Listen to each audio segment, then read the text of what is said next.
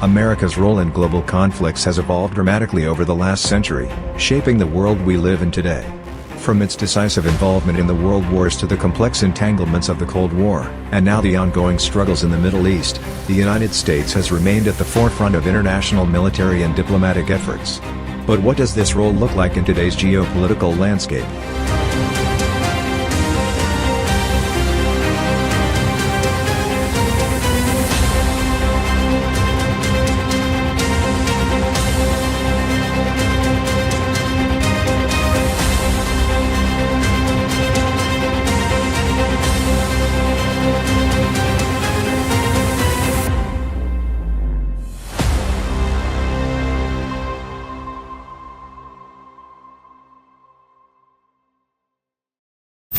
Let's start with the past. America's entry into World War I in 1917 was a turning point in the conflict, and again in World War II, the United States emerged not only as a victor but as a global superpower. With veterans from 3 other airborne infantry units, the 13,000 crack glider and paratroops of the 82nd swing to the proud cadence of the foot soldier. Their first salute they throw to their comrades who must stand on the curb, whose red blood and purple heart pulse to a parade they cannot march in.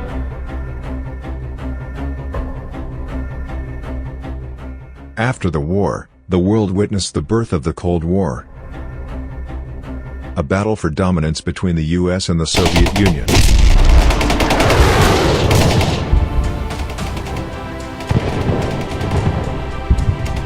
Though not fought on traditional battlefields, the Cold War saw America involved in proxy wars, like those in Korea and Vietnam, and its growing presence across the globe as the leader of the free world.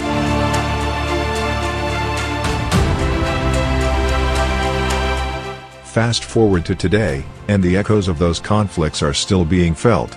The post-Cold War era led to new challenges, especially in the Middle East.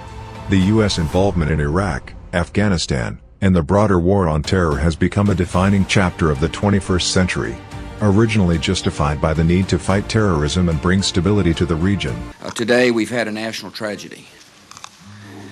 2 airplanes have crashed into the World Trade Center in an apparent terrorist attack on our country. I have spoken to the Vice President, to the Governor of New York, to the Director of the FBI, and have ordered that the full resources of the federal government go to help the victims and their families, and to conduct a full-scale investigation to hunt down and to find those folks who committed this act. America's military operations in the Middle East have evolved into prolonged engagements with complex geopolitical motives, leaving both successes and failures in their wake. So, where does America stand today? The U.S. withdrawal from Afghanistan in 2021 marked the end of its longest-running war. Many see it as a signal of a shifting focus away from forever wars and towards addressing growing global tensions with major powers like China and Russia. But the Middle East remains a focal point for American interests, whether for oil, counterterrorism, or its long-standing alliance with countries like Israel and Saudi Arabia. In this increasingly multipolar world, the role of the United States is being questioned. Are we witnessing a retreat from global leadership? Or is America recalibrating its strategy for a new era, focusing on diplomacy, economic power, and alliances over direct military engagement? Many experts argue that while the military interventions in the Middle East have waned, America's foreign policy is shifting towards countering the influence of China in the Indo-Pacific region. At the same time, Russia's invasion of Ukraine has pulled the U.S. back into European affairs, reinforcing NATO's role in global security.